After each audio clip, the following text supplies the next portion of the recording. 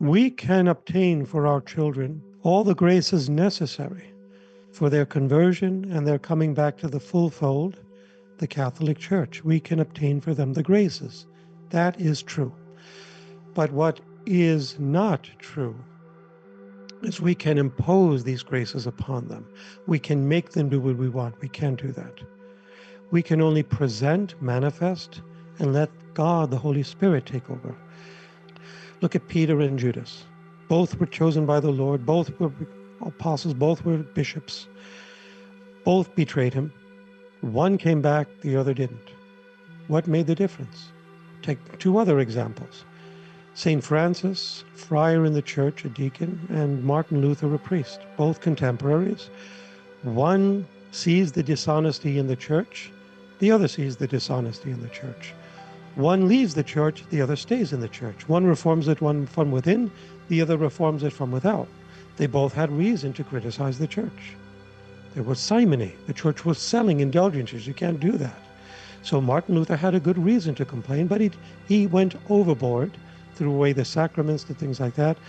St. Francis had reason to criticize the church. It was steeped in wealth, and it forgot the simple example of Christ. So Christ said to Francis, "Rebuild my church."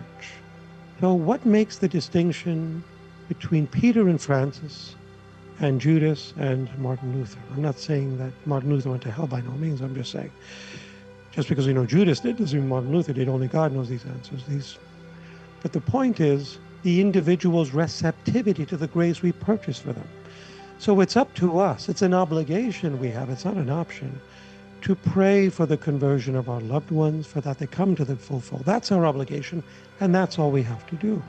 Now, it's up to us how we want to go about that, through sacrifices, through prayers, and always in keeping in stride, lockstep with our obligations in life. We don't want to put our own life in jeopardy.